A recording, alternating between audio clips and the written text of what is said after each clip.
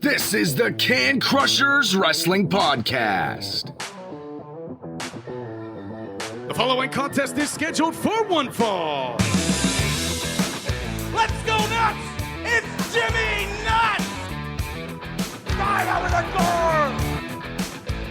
door! With your hosts, Mark Martinez. Because I'm the Mark and I'm awesome! The Guru. Today I'm going to break it down for all you simpleton sweat hogs listening out there in Can Crusher Nation. I don't mean to come out here week after week and toot my own horn, but toot. And the English Professor. It is I, the English professor from the County of Kings, speaking the English of the Queen. Hey, this is former WWE superstar Duke the Dumpster Drosy, and you are listening to the Can Crushers Podcast. And welcome back to another Can Crushers. It's not a spotlight, it's a weekly show. Everybody is back where they belong. Joining myself, which is Mark Martinez, in studio after all of my coronas, is the glorious Guru himself. And bringing presents, which I like very much so. Alcoholic presents. And joining us from the library today, wow, is the English professor. The library? Yeah, I don't know. Yeah, all right. Yeah, the library. That's right. Good Lord. You cannot go with anything ever at once, can you? Just to go, oh yeah, that's what he's talking about. Nothing. Sorry, I killed your reality. Nothing. I'm a bad improviser. Bad, yeah. Transition was horrible. It was bad. Part, How's everybody's Thanksgiving? Great. Loved it. I ate a lot. Yeah? Yeah. You? Same thing here. Yep. Did it taste good? It did. How was yours? Horrible. Yeah. Tasteless. Tasteless. It was, I told my mother-in-law, I said, I'd like to tell you something because it looked good with my eyes and it filled me up. It was there. I also drank a half a gallon of Jim Beam Peach in a shitload of pop Thanksgiving night as well. Nothing. Was this now, what was the Everclear?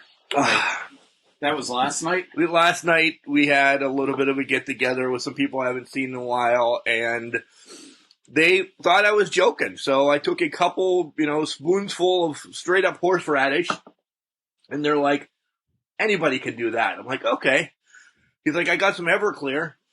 Let's go. Because I already had a few beers by then. Down some Everclear, and came home and passed out because my wife had to take care of me last night. So I'm having one for the show. That's it. And I already had hiccups. So, wrestling talk? All right, yeah. Yeah. Let's start with Survivor Series, as kind of all three of us were texting, at least me, during it. It wasn't as bad. I'm going to eat some crow. It wasn't as bad as I thought. I still don't like the concept of the matches, but they performed. As an overall, what did you guys think? I was pleasantly surprised. Yeah, I'm with you. I fully expected it to not be very good at all.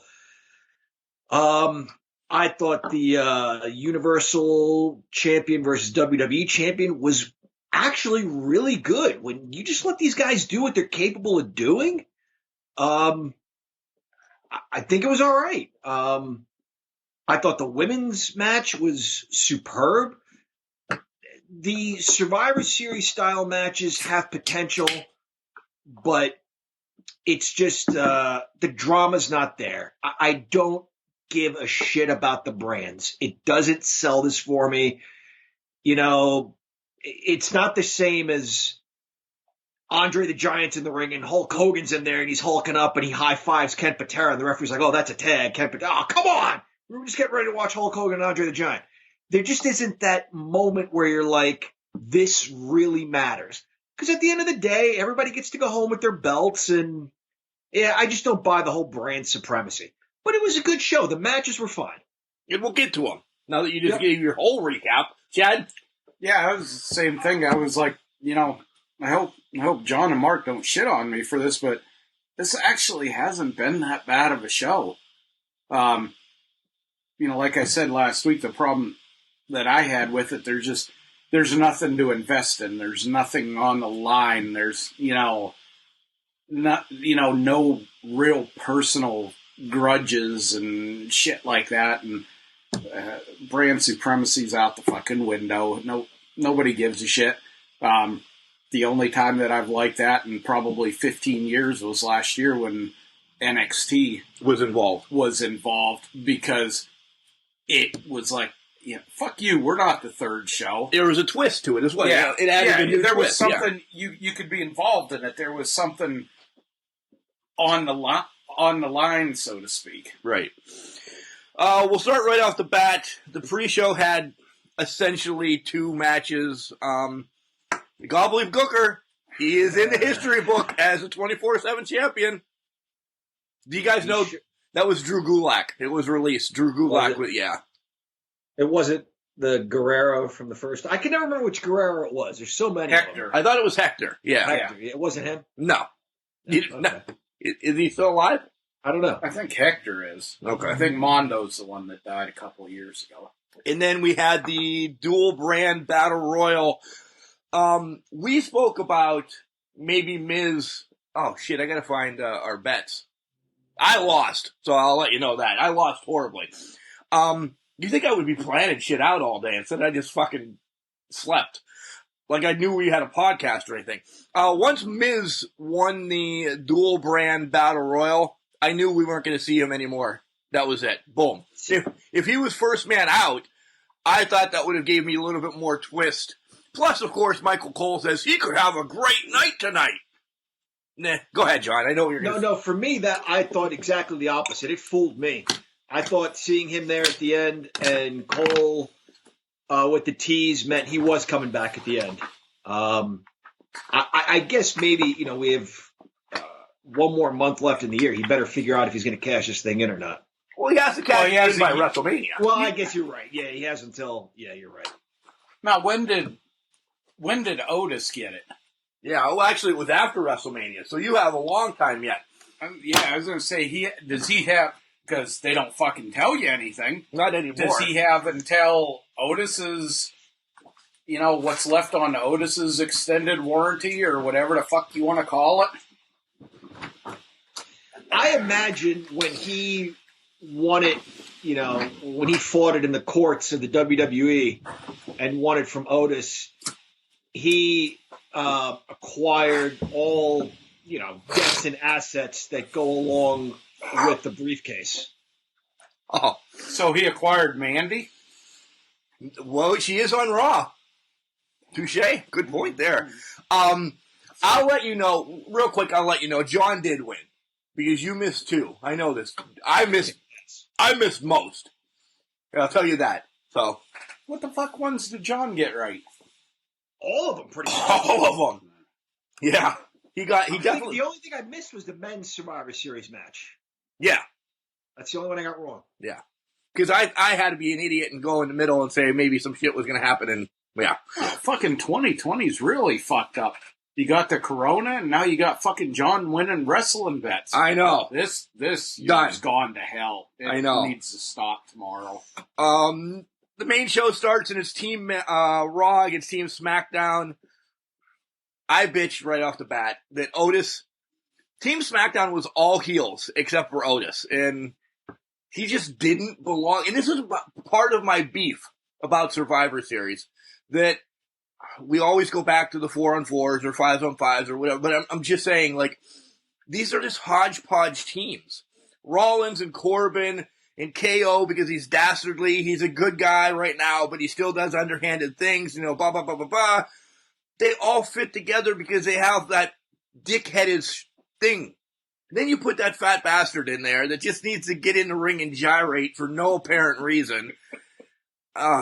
And I'm glad. I thought that was a good way for Seth to get out of this shit show. Just go in and say, it's for the better good, and he's written off TV for a while. Yeah. 1995 was a down year for pro wrestling, and they tried the whole hodgepodge thing you were just saying, Mark, where they mixed up baby faces and heels, and it didn't work. It was interesting. It just didn't work. So you had Sid, who's a bad guy, teaming up with Shawn Michaels, who's a good guy. And there were nice moments, like Michaels went for a super kick and accidentally hit Sid, and then shrugged his shoulders like he didn't care because he didn't like him. Overall, I thought it was a terrible concept, and it's what they keep doing is this mishmash of guys for brand supremacy. I didn't care for this match at all. I didn't get why Seth Rollins was this whole idea of a messiah and sacrificing himself like Jesus or something. It's not working for me. I don't get it. And I can't stand Keith Lee. I've tried so hard. I can't stand the guy. I thought when he and Otis... Chad's red in the face right now. You fucker. I can't stand the guy. I thought when he and Otis tagged in, there should have been a moment there of realization, like, oh, wow, the two big guys are in there. But he plays everything like he's too cool for everything. He moves so slowly. I can't stand him. This, for me, was my least favorite match of the night. I'm glad they got this one out of the way. Yeah, Keith Lee's problem is, I agree. I like him. I agree with what John said. He just kind of in slow motion and blah, blah, blah. I just want to see him just fucking go nuts. Just snap. The Adam Cole thing he did when he pounced him into the stands was cool. Yeah. But he's lost it since he's come up to the main roster. That's the thing. That's what they do is they take what was cool in NXT and just either suck it dry or beat you over the head with it or overplay it. It's the same thing with Riddle, and we'll get to that later. But that's the problem with Keith Lee is there was something cool about him in NXT, and now they bring him up and he talks. It's so irritating. Sorry, I totally. It was cool when Uso jumped off and he fucking caught him in midair. This match was all right. Didn't expect anything much out of it. Yeah, a little bit of showcasing. Went longer than I thought it would have, but yeah, I'll tell you what. We'll talk about what went long. New Day against the Street Profits. Guys, you know that the Street Profits are, right above the Young Bucks for me, which is not real far on the favorite list. This is a match I could have given two shits about. Well, these next two matches are my least favorite matches of the night. New Day and Street Profits. We've seen it a lot. Yeah. I thought it was all right. I like the New Day. I can't stand the Street Profits. I thought it was a fine match. What I didn't get was there was a point where, I don't know, one of the Street Profit guys picked up his partner in like an atomic drop back suplex type position to drop him on I think Xavier, maybe. But the point is, why did the one Street Profit have to swing and miss his partner to get picked up in the air? If you want to pick up your partner to drop him on the guy, pick him up and drop him on the guy. Why does he have to swing and miss a clothesline? That made no damn sense. Jim Neidhart would pick up Bret Hart and power slam him on whoever was in the middle of the ring. Bret Hart didn't have to, miss a flying body press or get caught first. It's stupid. I don't get why he swung at his partner just to get dropped on top of the guy. Shit doesn't make sense. They try to be too cute with stuff.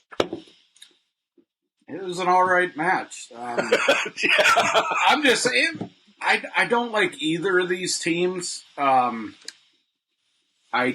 have zero respect for Kofi Kingston not standing up for himself after the Brock Lesnar bullshit. I don't know. This was, again, nothing on the line, so it was pretty predictable who was going to win the match. And then we'll talk about it. Look what the fuck happened on SmackDown last night. Right. We'll get there. Yep. 2 nights ago, Chad. 2 nights ago. 2 nights ago, sorry. Yeah. Bob and Sami Zayn. I honestly didn't even watch this match. I went and got a sandwich. It was on. I just listened to hear what was going on in the background, and I peaced out.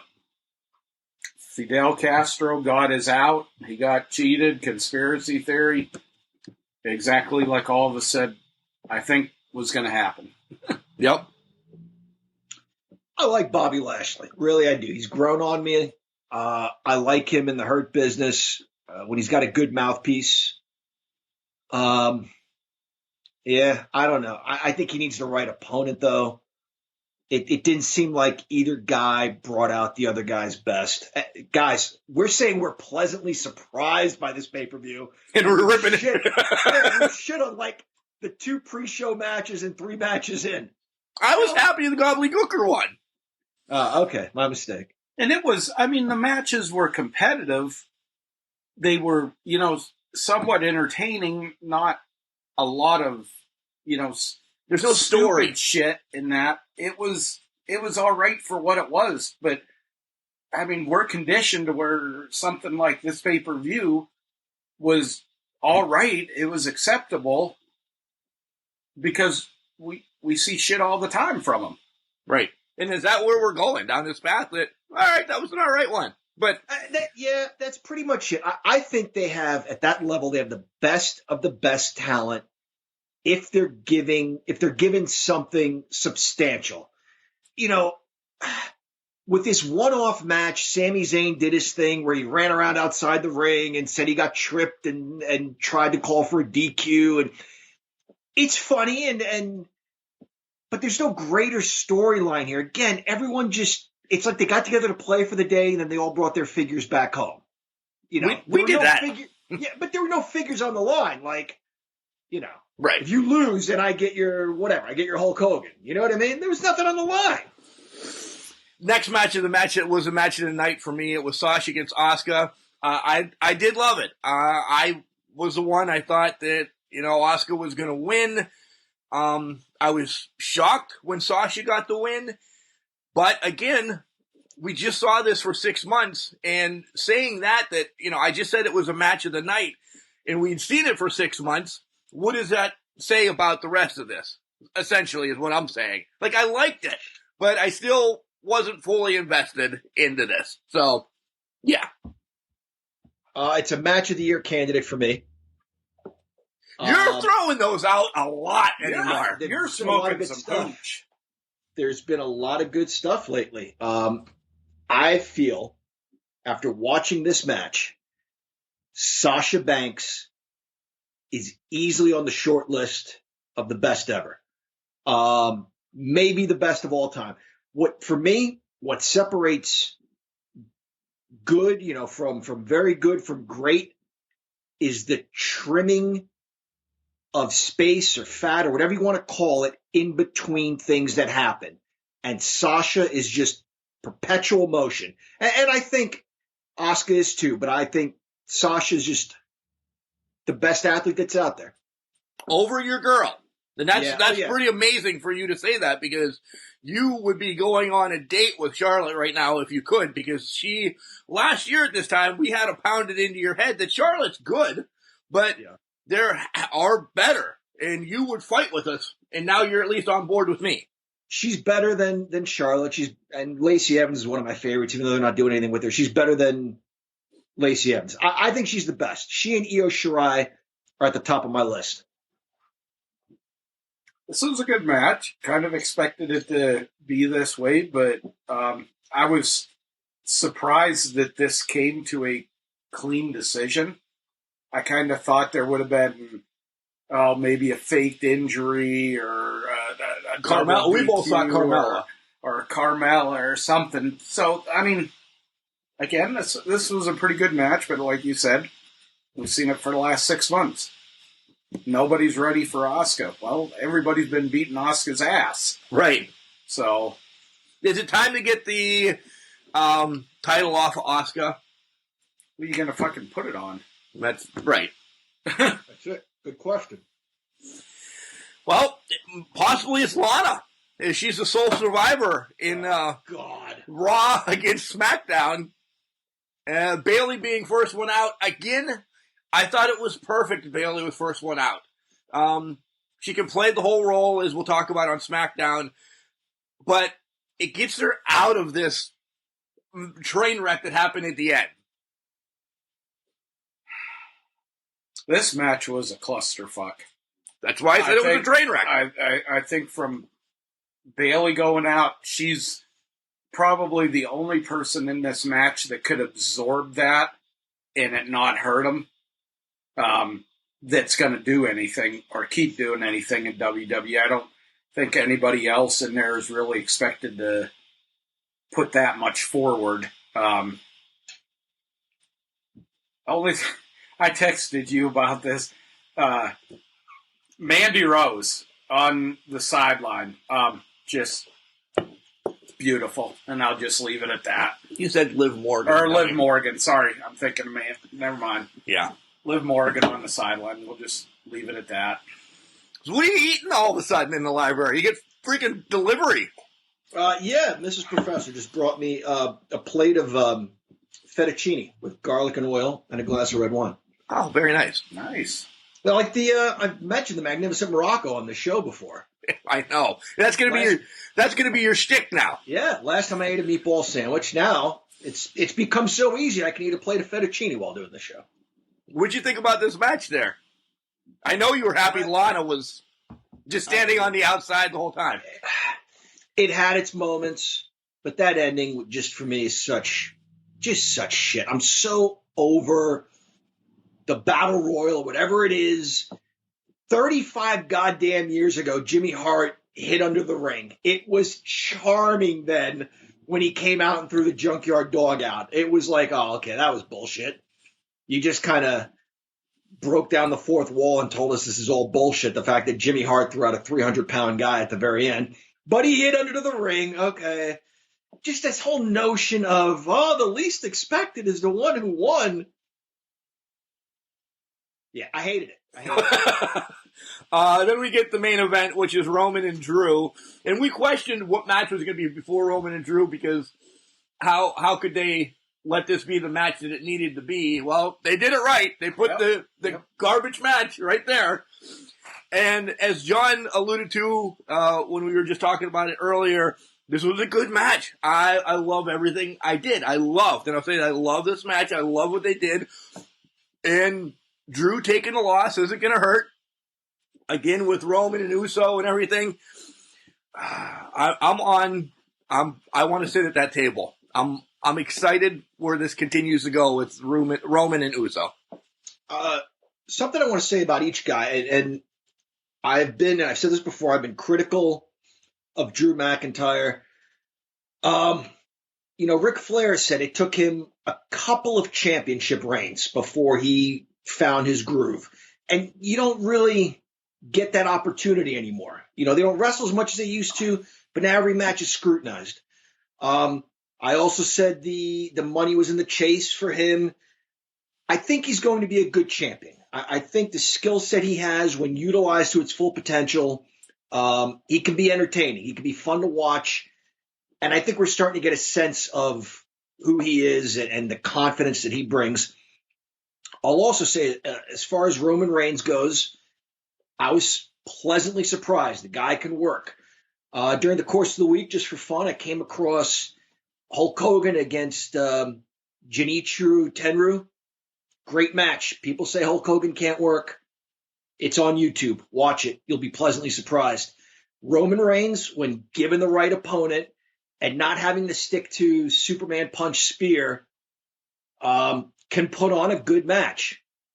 This was, other than the women's match, this would be my second favorite match of the night. The women's match being the first. This was my favorite match of the night. This is what happens when you put two big physical guys together. They can, I want to say, make it look real. It'll look more believable, physical, more believable. The Uso Roman Reigns thing is starting to wear on me a little bit. Just because it's not, I don't know. It's too much right now, but I understand they're just kind of okay, let's get the fuck out of this year and, reset next year, blah, blah, blah. But this was a good match. I think Drew's going to shine a little bit more as champion.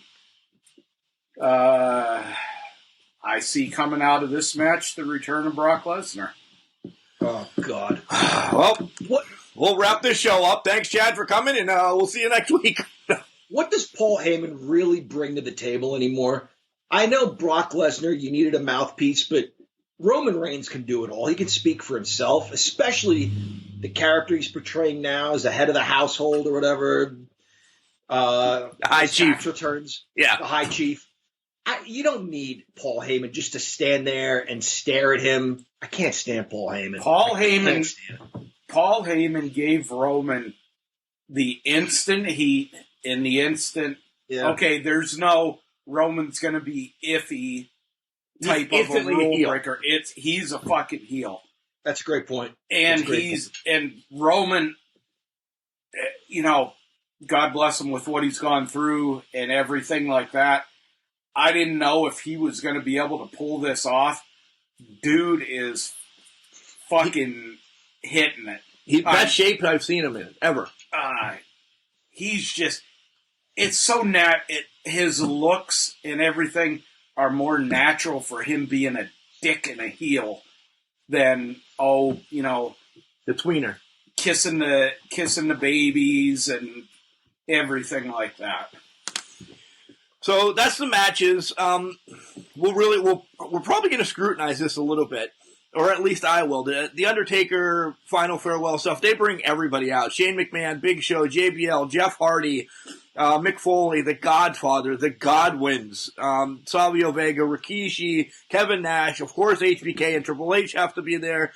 Kane, the only one in costume, which is why everybody knows what he looks like, and then. And then Vince, of course, comes out. But you have them all in the ring. And then where the hell did they go? And then why not give them all, okay, everybody can say one sentence about The Undertaker. Great, you brought them all out. Wasted 25 minutes. Undertaker takes half an hour to get to the ring. Says rest in peace. Half an hour on the way out. I thought we were going to get more from the Taker. And I might be the bad guy, but I thought it sucked. Yeah. We've seen this sort of thing a couple of times with Ric Flair. Ric Flair played a normal, human being, right? He didn't have supernatural powers. This is tough to do for The Undertaker, but like you and I had talked about, Mark, it should have just been, to an extent, Mark Calloway out there, because then you can keep the wrestlers in the ring and he can shake hands and just kind of be himself. This whole thing of going to the ring and talking about carcasses and souls, and now it's time to bury the Undertaker or something. And I don't believe it. I don't believe this is the end. On a side note, is it Charles Wright? Is that his name? Yeah. The Godfather. Right. Yeah. Interesting note, it wasn't by accident Undertaker feuded with Kama Mustafa, Papa Shango, The Godfather. They go way back. I didn't know that. I found that out. I guess it was on after the Survivor Series, maybe breaking glasses with Stone Cold or smashing beers or whatever the hell that show's called. He's been a longtime friend of Charles Wright. So that was cool. Yeah, they're part of a lot of those guys that were in the ring with The Undertaker. It was his clique. That was called the Bone Street Crew. BSK is what they called it. And I didn't know that the Godwins were so close with them. I thought Midian was just part of the Ministry of Darkness, and okay, they just have this jackass in here, but no, they're boys. I read some stuff this week that they were the drinking buddies together. This could have been a better thing. Like you said, could have had the guys say something about them. Or whatever, could have had him choke slam Michaels. That would have made the night for me. The hologram of Paul Bear, that was cool. That was kind of cool. Could have been more. I'm like John. He's not done. I don't think he is either. He's not done. I don't think he ever necessarily will be, but if they're gonna do a going away type thing for him, it's gotta be done with the fans there and that. Otherwise, it's just like, Yeah, because the piped-in fans were horrible. yeah, their timing with a lot of this shit was fucking stupid. Horrible. It's nothing more than sort of just cashing in on his 30-year anniversary of his debut, too, really. Essentially, yeah. Broken Skull Is what it's called. is what it's called, not broken Glasses. shot glasses or whatever. If y'all, I don't know if you watch this. This was- Y'all. Are you done? Yeah. Yins. This was the second time that Stone Cold had The Undertaker on it. This one was really good. I think this kind of maybe ties into it. Just go on. There was two things in there that made me, or three things that made me kind of laugh. The Undertaker was talking about the one, what the hell was it, Elimination Chamber, where he got lit on fire and sustained second and third degree burns from the pyro. And he said they were talking, he was in his pod or whatever, and they were handing him up water from underneath to dump on him. And he was telling the guys, he was like, you better make sure that fucking pyro guy is gone by the time I get back. Or he's dead. Or he's fucking dead, Yeah. because I talked to him about this shit last week. And then we were talking about loosely the Wrestler's Court, where he shared the story about Teddy Long's old Stone Cold prodded him in the story about Teddy Long. And old Teddy Long comes selling in the room little blue diamond pills. Yeah. Generic Viagra that he was getting for free, and he was selling it to the guys for, $300, $400 and stuff like that. And Mae Young chimed in, I don't know why the fuck you guys need that. Just look at me. You shouldn't need any Viagra with me. Oh. So that kind of got a good laugh, and seeing The Undertaker and Stone Cold laugh, and then they had him. They went into what Wrestler's Court was, is that it was kind of the, hey, we see what you're doing, not really cool, back the fuck off type deal. It was a way of nicely, you need to cut the shit. Policing the locker room. themselves, yeah. And then the third one was something I didn't fucking know, was the Stone Cold's match where he went against Shawn Michaels at whatever WrestleMania, Yeah, or it was Rumble, Mania. whatever the hell it was, 14. Of course, in typical Shawn Michaels fashion, he was being a cocksucker and not wanting to do, what to be done leading up to the match, and that's what kind of led Tyson getting involved in it. And The Undertaker said, Stone Cold asked me, he said, is this story true? And here, they didn't know if Michaels going out there was going to have Stone Cold win it, or if he was going to pull something stupid. So The Undertaker come to the back, fucking taping up his fists and everything. He said, legitimately, if Shawn Michaels didn't go according to script, he was going out there and gonna beat the shit out of him and ensure Stone Cold got the fucking title. Wow. And he told McMahon that if he doesn't go according to script from this point to the fucking end, he said, I'm calling an audible. I'm going to go out there. And he was, not that, I think Vinny or Sylvan could beat the shit out of Shawn Michaels. Right. But he was legitimately going to go out there and beat the shit out of Michaels. And interrupt the match. And go that way. But then luckily Shawn Michaels, kind of pulled his head out of his ass for once in his career. And Not many times, though. no. So it was just kind of, it was a real, it's over, it's about 2 hours, maybe a few minutes over. It's really worth watching. It was just kind of cool to them to talk about the things. And I didn't know Paul Bearer was a licensed mortician. Oh, yeah. I did know that one. I didn't realize he was a licensed and practicing mortician. And The Undertaker said how he let him in on everything and taught him a lot, and he said, I owe basically everything to that man. William Moody. And it's really kind of cool to see The Undertaker sit down like that. And then he said straight up, Stone Cold, is this it? And he was like, he said, if the old man calls, and they left it at that.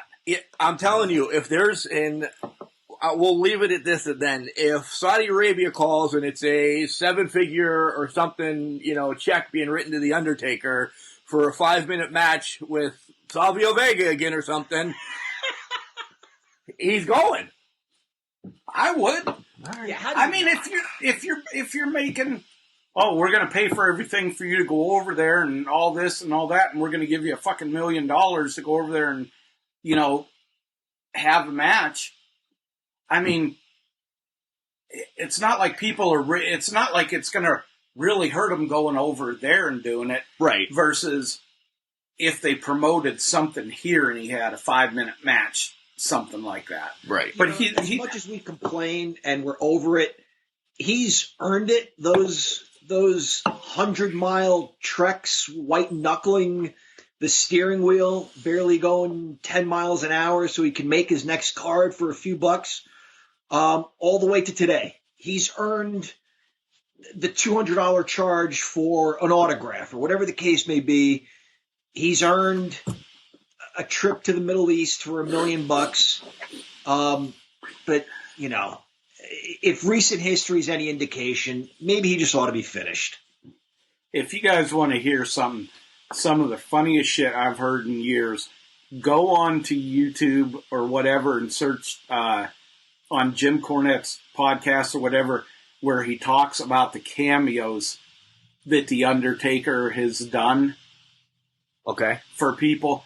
Funny as shit, the stuff, because you basically write what you want, or the person what he wants and say, oh my God, Cornette and Brian Last just about pissing themselves laughing, and the stuff The Undertaker saying in character, you're like, that motherfucker must have been looking at his bank account and seeing this money in there to be saying some of this shit, but it was pretty funny. Raw and SmackDown. Let's see what we get from Raw and SmackDown, guys. Are we going to grade Survivor Series? Oh, all right. Let's grade Survivor Series. I'm going to say a 3. Middle of the pack. Good card for them. I say 2. I'm going to say 3.5. You liked it just a little bit more. Wow. I just, like I said, action-wise, it was there. Good. Yeah. It was pretty good. But there was nothing on the line. Right. And that's what hurts things. If you don't have anything to fight for, what the fuck? That's why I went middle of the pack with the beers. All right, Raw, guys, it was all about setting up somebody to take on Drew McIntyre in, I don't know, a month or whatever. We'll jump around. It ends up that there's going to be a triple threat match next week between who? Keith Lee, yep. AJ Styles, yep. and Riddle. They all won their matches, and we'll get to them. But that's essentially what it is. Braun Strowman suspended for a while because he headbutted Adam Pearce because he was the whole captain. I'm glad this wrapped up that because everybody's still wanting to be the captain the night after the fucking pay-per-view was over. There was no build-up to that either. It's not even like Braun Strowman was starting to get angry. You see him standing, he's like, oh shit, that's mine. Oh yeah, by the way, that came out of nowhere. Well, he felt insulted. And last but not least, we have Braun Strowman, and he takes it as an insult. Okay, this makes him look childish. There's fucking Kenny Omega does better promos than fucking Braun Strowman on this shit. And then this is just a continual thing of Vince McMahon shitting on Braun Strowman. Yeah, he doesn't I think he just doesn't like him. He doesn't like him. Strowman has popped his mouth off on social media about helping wrestlers out and buying their stuff during the pandemic. Independent wrestlers. Well, I had $200 and was eating tuna when I went to the Performance Center. Well, fucking good for you. Congratulations. But there's other people, besides you that don't have guaranteed contracts and, multi-million-dollar jobs and shit like that. Hurt Business against New Day. We saw that last week, but we'll see it again. Do you guys know this match? It was written, and we don't use the word a lot, but was a complete botch. They weren't supposed to be counted out, and the whole thing was just a total shit show. Restarting the match wasn't in the original script. They weren't supposed to be counted out, so they had to figure out how the hell they had to get back into the ring. And what did it do for them? Do we get Hurt Business New Day one more time? And I think the Hurt Business is going to be the next tag team champion. What the fuck combination are you going to put together of the Hurt Business? I think it's got to be Cedric and Sheldon. It has to be, because Bob's the U.S. champ, and MVP's really not wrestling a lot. He's just there. Yeah, I didn't get what was going on. I'm glad you explained it to me. I felt like I was out of the loop. I didn't think things like that still happened at that level. When you what exactly happened with the restarting of the match? Because these days, they should have called a count out 45 seconds ago, or they should have called a DQ 20 different times, and they never do, because that's not the finish. So what the hell happened? The referee just kept counting.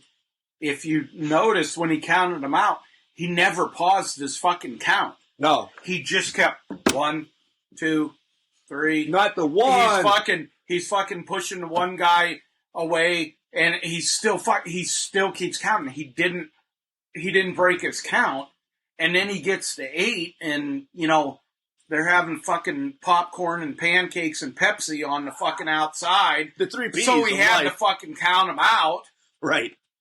And then it was like, what do we do now? It was like all of them looked. MVP, I don't want to say saved this portion, but he did. But he put the glue on the running diarrhea that was this portion. So to hold it together. He wiped everybody's ass. To wipe everybody's ass and get them, into the showers. MVP held this together by, no. And then calling New Day pansies and blah, blah, blah and everything, and kind of pulled it back together. I wonder how they got word, if he took that upon himself to ask those guys if they had any guts and if they want to come back and restart or improv. I mean, yeah. He's a good speaker. He's always done what he needed to do. I think, he knows the finish of the match, and he just is like, oh God, are you eating more? She brought me another plate. Yeah. Jeez Louise. Thank you. Sure would be nice. What's my food? We don't have food in the house right now. Oh. Nothing. Yeah. All right, let's move along. Well, I thought they'd have lost after that. Usually when champions get counted out or something, and like, oh, come on, are you a coward?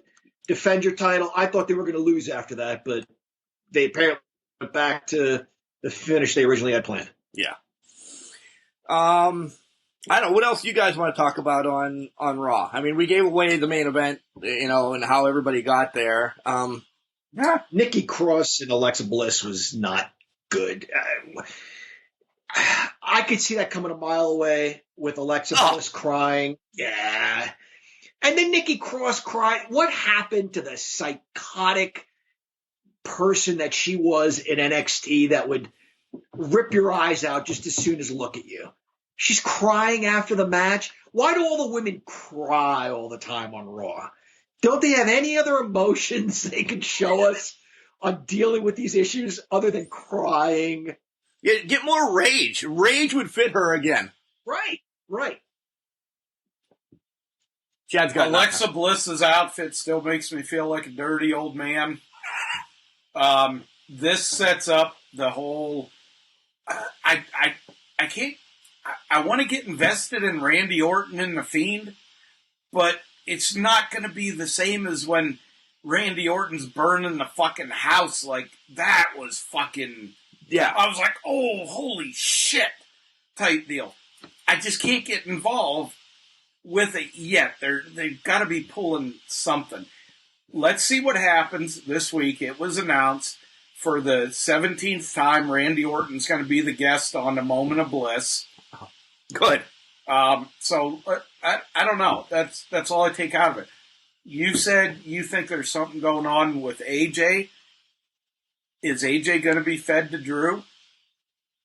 I don't think it's time. I do not think you should put John's favorite wrestler, Keith Lee, against Drew right now. Are we getting Riddle? Fucking I'll say this. Matt Riddle and Sheamus was one of the most physical TV matches I've fucking seen in a long time. Holy shit. I was like, I don't like Fire Face or Fire Crotch and I like Sheamus. Riddle me nothing or whatever. But there's the puns all of a sudden. That was a physical match. But Keith Lee or Matt Riddle are by far not the right opponent for Drew McIntyre right now. Right. It's just Riddle. It's not Matt anymore. Oh, yeah. He can't have a first name. That's ridiculous. We're gonna drop Guru pretty soon, and you're just gonna be glorious. No, just drop. Well, no, you have to keep Glorious Guru. You have to keep Guru. Oh, then you're dropping Glorious then. Just be the Guru. Yeah, you have to drop. No, fuck Vince. Fuck you too, Vince Jr. All right, SmackDown. We got a lot of Uso beating up everybody during the whole time because Roman is still kind of pissed what happened at Survivor Series. He wants to take care of his own business because nobody respects Uso, so he just takes out Otis right off the bat in his match. He takes out Daniel Bryan. He has a match at the end of the show with KO. Yeah, a lot of chairs swinging. There was one match on this that I loved. Match of the night for the SmackDown card was El Generico against Bryan Danielson. I love this match. I love those guys. I've always loved them from ROH to their indie work and stuff like that. They just put on a good show. Granted, it ended stupid with them being counted out, and, that's where Daniel gets taken out by Uso. But when they were in the ring working, I was invested. Is Daniel Bryan going to be the next Intercontinental Champion? Possibly. They can run this feud for as long as they want, and these guys can work, and I love it. And I love Sami Zayn. Yeah, he's Fidel Castro, but he fits where he is. It's better than the whole where he came out and danced all over the place. But yeah, fucking looked like he was having seizures on the stage and the ramp and stuff like that. Go to ROH if you haven't seen these guys' matches and stuff like that. Just absolutely brutal matches, very physical. These guys, top 10 workers in the business easily. I like what Kevin Owens did at the end. I'm not a huge fan of his, but that beatdown at the end of the show and just calling out Roman Reigns, I loved it. I loved it because you could almost feel his thought process like, I have nothing against Jey Uso, but if you're going to send out your bitch boy to send me a message, let me send you a message. I thought that was fantastic. I really did. Yeah. The whole Uso Roman Reigns thing, it's all right. I don't think it's run its course yet. It's a lot of highs and lows. Like, it feels like almost a mentally abusive relationship, which maybe is what they're going for. It's fucking right. It's what's that stupid thing that everybody's Days of Our Lives? No, whatever gaslighting or whatever. Oh yeah. That's about what this fucking thing is. What is gaslighting? You don't know what gaslighting is? It's like, if you were to say to me, "Hey, John, why did you do this, this, and this to me?" And I would be like, "What do you mean? You did that to me?" And it's like reverse psychology. Whatever you bring to me, I turn it around. Okay. Yeah, it's nothing special. It's just I like reverse psychology better. Okay. It's the word. It's the new word for the generation, so to speak. Yeah, but the whole that's sus. Yeah, the thing at the Survivor Series, though, where he was, not to go back to that, but this relationship where he's mad at him for losing, and he's like, no, don't leave with your brother. stay here and talk to me.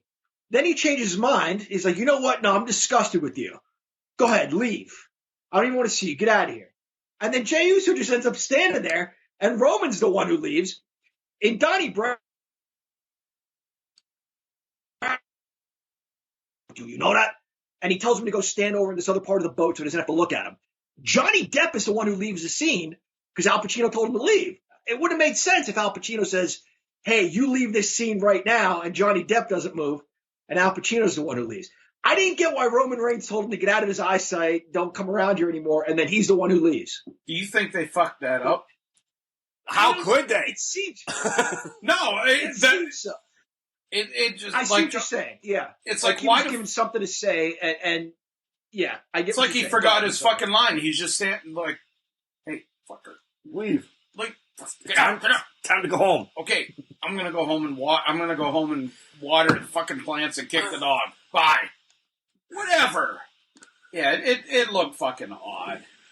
I do like, staying on SmackDown, one more thing. I do like that they're giving, after Bayley lost the title and she's done with Sasha for a while, I do like that they're still giving her something, like her and Bianca Belair are going to have somewhat of a mid-card feud right now or something. You can see Belair climbing her way to take on Sasha at some point because they're pushing her pretty hard now. And I like Bayley being the one that she kind of has to beat before she gets there because they're going to start this feud. And he keeps Bayley in the picture. I mean, your longest reigning champ now in a long time, in forever again. I hate when they take a title off, and unless they're hurt with my air quotes that they get time off. Bayley's not hurt because she's one of the hottest things on SmackDown right now. So you can't take her off TV. So at least, you know, you're keeping her in the eye. I just don't like when, okay, she loses the title and then boom, she's got to fight Mrs. Mulkey. Because now she's got to climb all the way back up from the bottom. At least she dropped a couple pegs, but she's still relevant. Absolutely. It's a tried and true formula. Terry Funk beats Junkyard Dog. Now he's got Hulk Hogan waiting in the wings. Whatever. Somebody beats Razor. Now Diesel's next. It's a perfect formula. You're up against someone who's got a history of being wildly successful in that division. You get past her, here's what's waiting for you. Yep. I don't care what they do with the women's title. Just don't put it on fucking Carmella or have...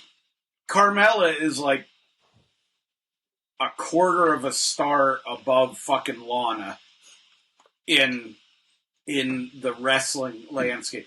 She's nice to look at, but other than that, not really much there.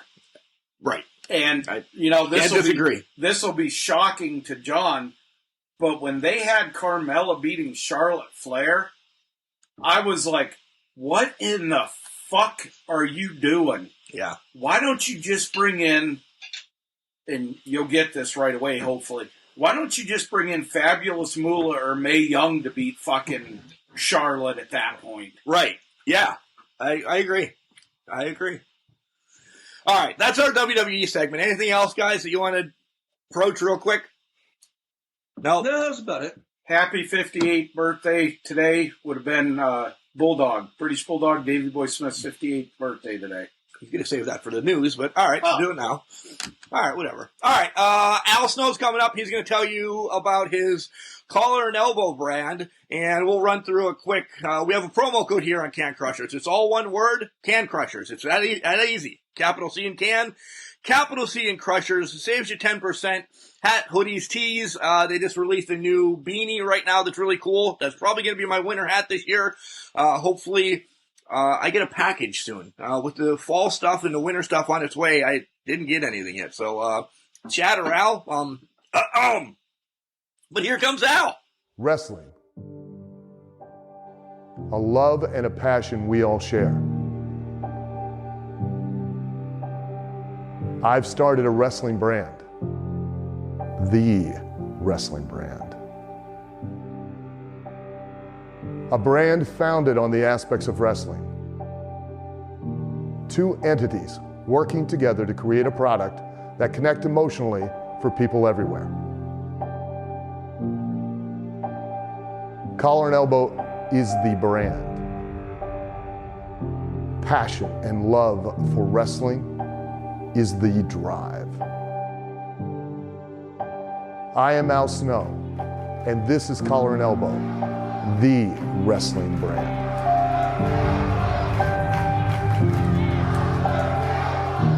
Ladies and gentlemen, this is the East End villain, Josh Ashcraft, and you are listening to the Can Crushers podcast.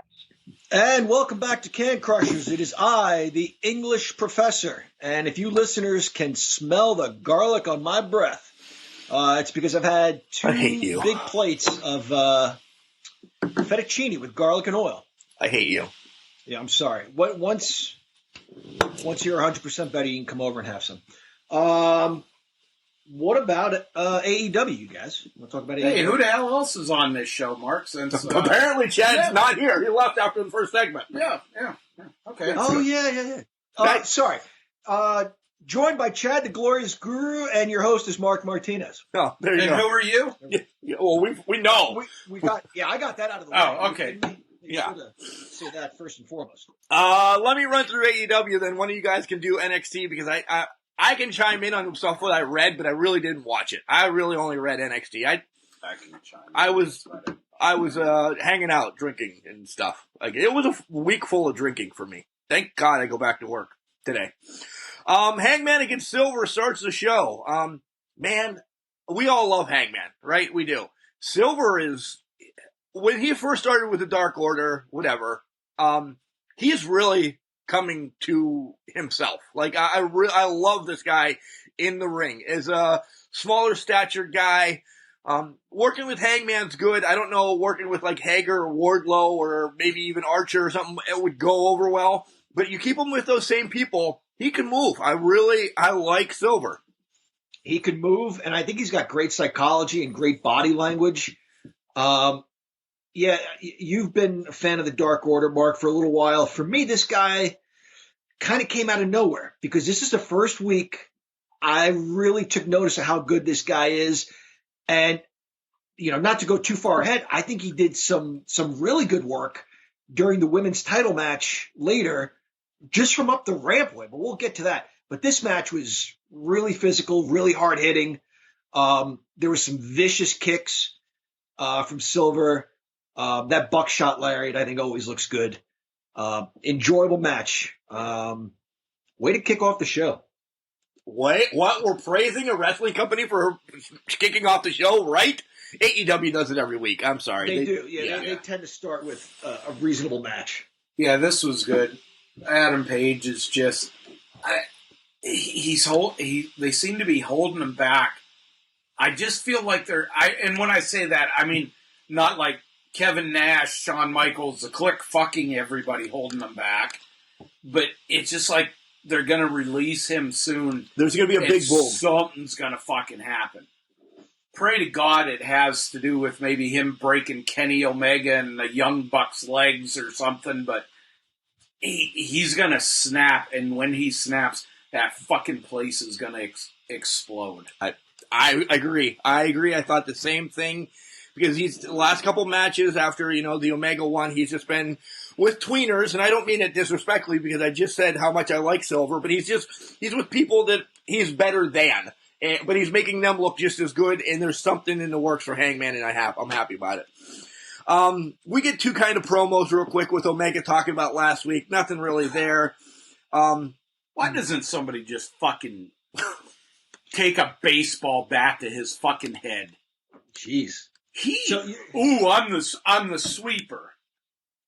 So what? You're fucking a vacuum? You piece of shit? You're saying nothing substantial came out of a Kenny Omega promo, Mark? No. Wow. Yeah. That's unusual. The Darby promo, we like Darby Allin. We do. I don't need one of these promos every week. I'm getting tired of breaking shit and they're cool. Give me a promo of you saying you just want to fight somebody. I don't need to see everything like this all the time. But whatever. Then we see Powerhouse Hobbs. I was going to say Hughes because that's instantly who I thought. Bad name for Will Hobbs. What's wrong with Will Hobbs? Why not, I don't know, Strongman or something? I don't like Powerhouse because I instantly think of Powerhouse Hughes and taking on Lee Johnson. And guys, did you know that Lee Johnson just became part of the Nightmare fucking family. Why is this 0-16 Mulkey now part of the night? Well, now 0-17 because he gets his ass handed the to fucking him. Mulkeys won a match against the fucking Thunderfoot Ding Dongs or whatever the fuck it was. Why is this? Why does that need to be on there? The cool ones where Hangman is, hasn't been sober in 13 seconds or what? I don't care that Lee Johnson is part of the American Nightmare family. I don't get why. I Yeah. don't get what he brings to the table. And then you just have him go out. He just got his ass kicked, really. I mean, it wasn't even. Yeah. The only nickname that could be worse for Hobbs would be like the Happy Humper Will Hobbs or something like that. Like Happy Humphrey or something. Oliver Humphrey? Just fucking bad. The match did nothing. It was a promo afterward where Taz sends him to the back, get out of here. And this was the ECW promo of Taz, rekindling the FTW title or bringing it and announcing it. It was just done a different way with AEW. I like this. Do we get a Taz Cody match? I was thinking that, and I hope so. I like this promo. It was edgy, with, again, you can give us a peek behind the curtain without just coming out and saying, oh, this is entertainment. Let's all just, clap hands and sing songs. The idea of him saying, like, how the hell did he put it? What are you going to tell me next, Cody, that you guys don't have anything for me? Creative is out of ideas for me? I'm sick of this shit, Cody. That's great stuff, man. And Cody just kind of laughing it off. You kind of feel like, yeah, don't take that shit, Taz. You know what I mean? And then before Chad jumps in and then saying, why is your son training with me and not you? Yeah. That's If you're so fucking good, if you're so great, why is your son training with me? And Taz handled it absolutely perfect by just like looking at him like, you motherfucker. Yeah. You crossed the fucking line, which, And then when Taz was walking away, it was funny. Vinny was sitting there, and Sue was even watching this because she likes AEW. Imagine that. It's getting other people invested. She'd like sitting there and watching it, not just because of Wardlow and Britt Baker, but, just it's wrestling. It's more wrestling, yeah. And when Taz went to walk away, I said, you fucking watch it. I said, he's going to slap him in the Taz mission. Then he's like, no way, he's leaving. And when he come back around and slap Cody, I was like, that's the kind of shit that we need. Yep. That is the kind of, I like Cody and everything like that, so I'm not saying this against him. Cody's a good authority figure, but you still want to buck the fucking system. You still want to go against the authority figure. Yep. Having Cody's wife get choked out, having Cody get, fucked up like that. I would have liked to let it gone on a little bit before everybody and their brother came out. 32 Special and 318, the Gun family came out. Those were gun references, by the way, John. Right. Okay. But it was, Taz is just the baddest. It brought me back to when Taz choked out Kurt Angle. Wow. And Kurt Angle comes up with, a chokehold's illegal, so that doesn't count.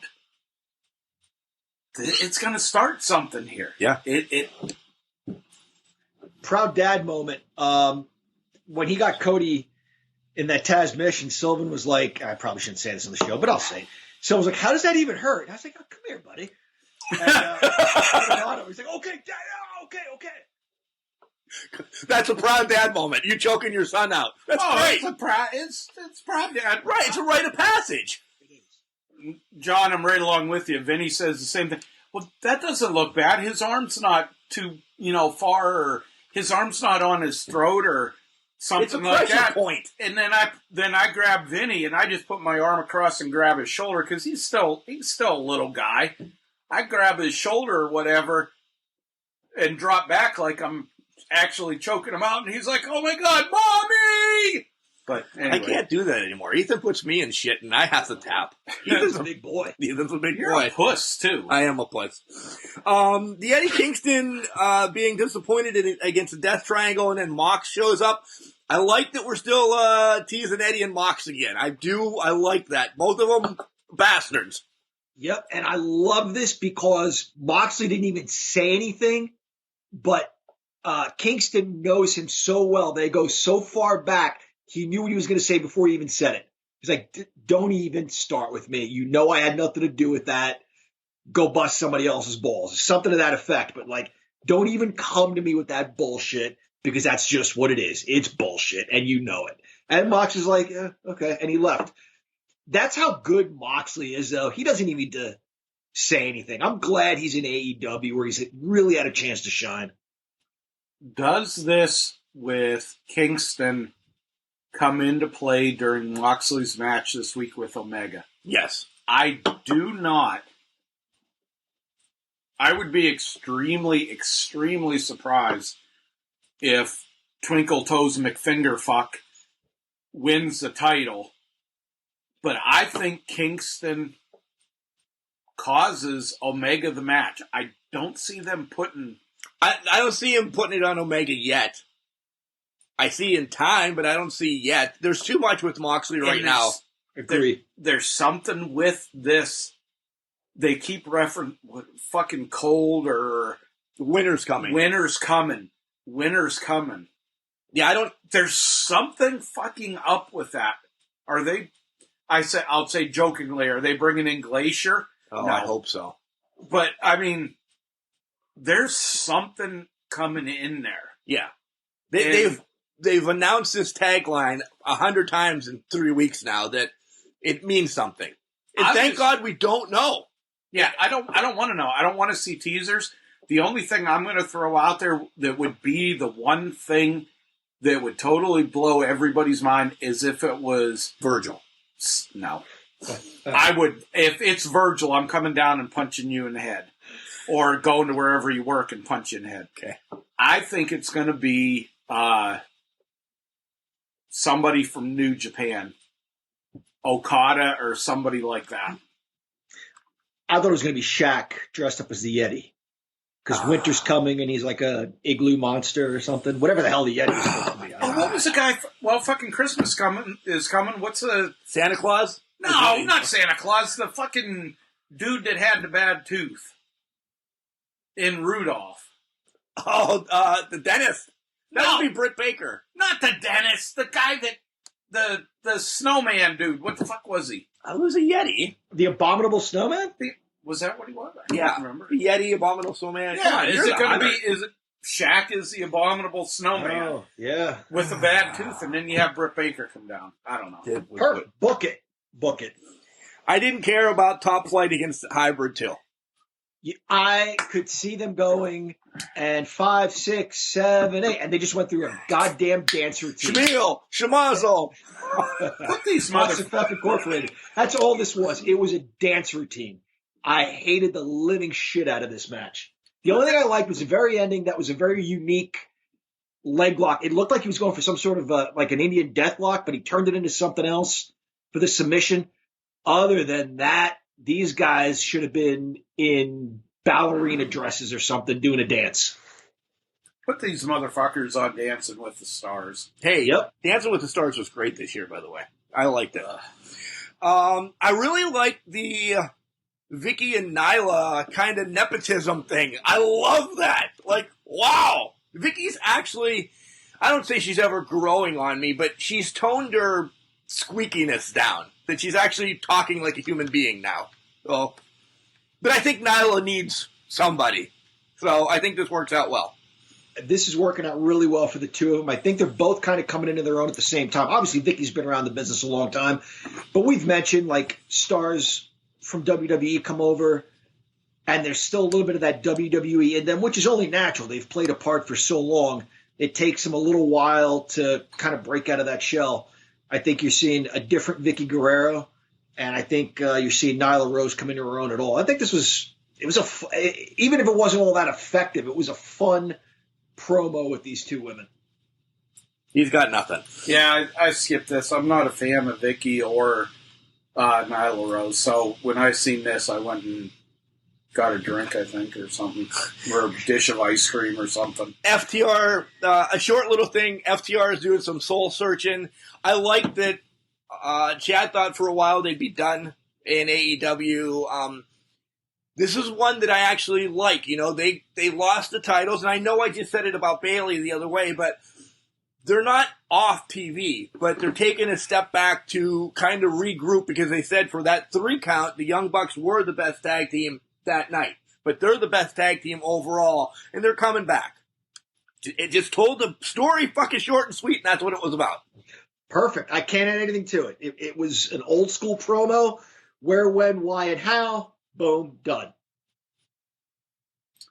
I'm glad that I was kind of, I want to say I was wrong on them. But, I mean, it was all over about them, you know, possibly going to Impact and working with the Good Brothers and everything like that. I think the Young Bucks need to just, and this isn't because I don't like them, I would like to see FTR come back and just, hey, let's have a rematch. You guys bested us. We gave you a chance. Give us a chance. And then just beat the shit out of them.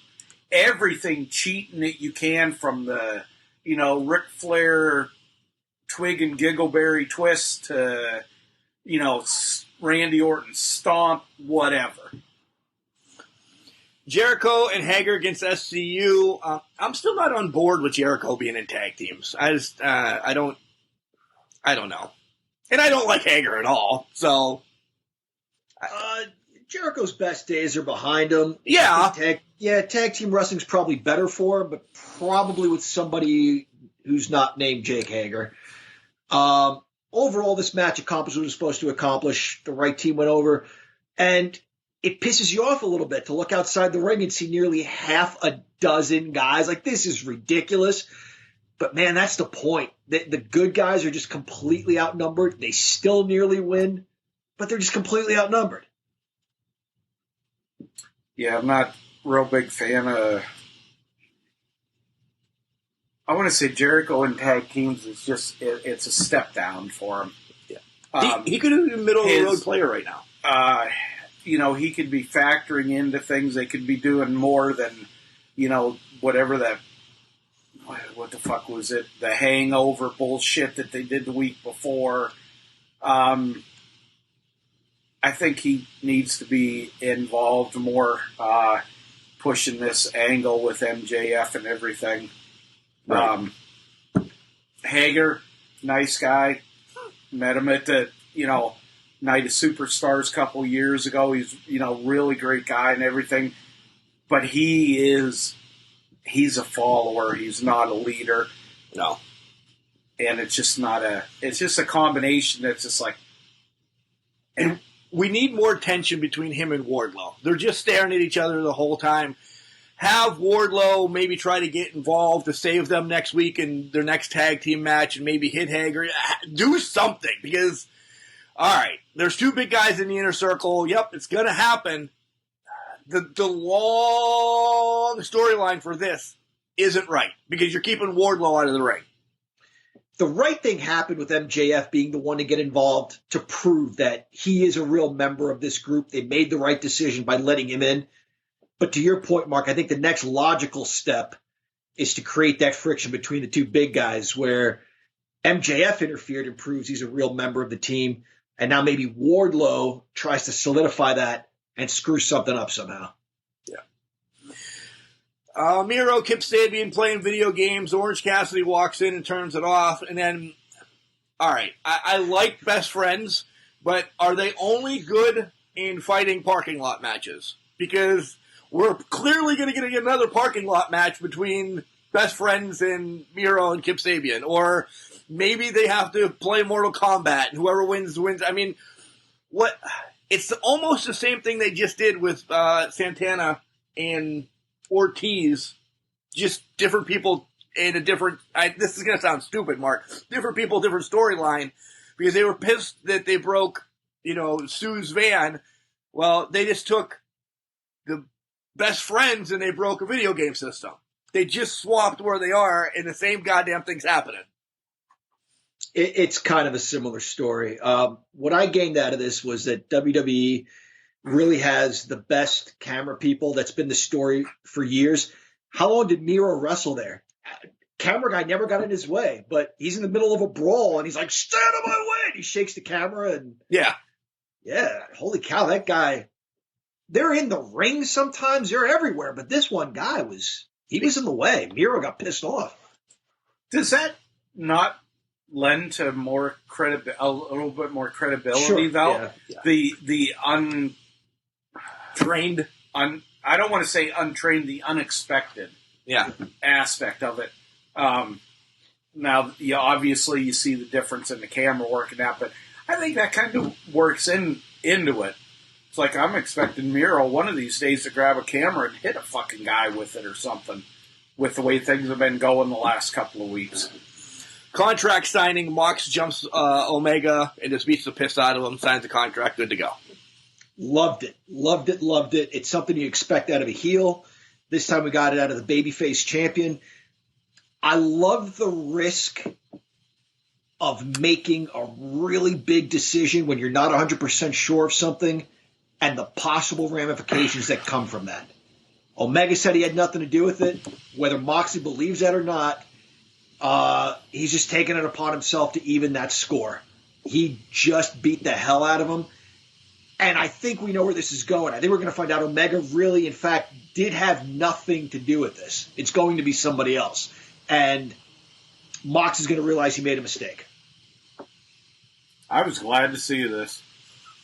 Of course you were. Other than it coming out that, and I say this jokingly, other than it coming out that, Omega was done for a while or taking time off and Moxley was the one to fucking put him out, I like this. The bottom line with Moxley is people love him. People do not fucking like Omega. I don't want to say at all, but people don't like him. And Moxley's like, why the fuck do I... Oh, gentlemen's agreement to have a clean match. He's like, basically, clean matches don't pay my bills. Right. Clean matches don't keep that title on my shoulder.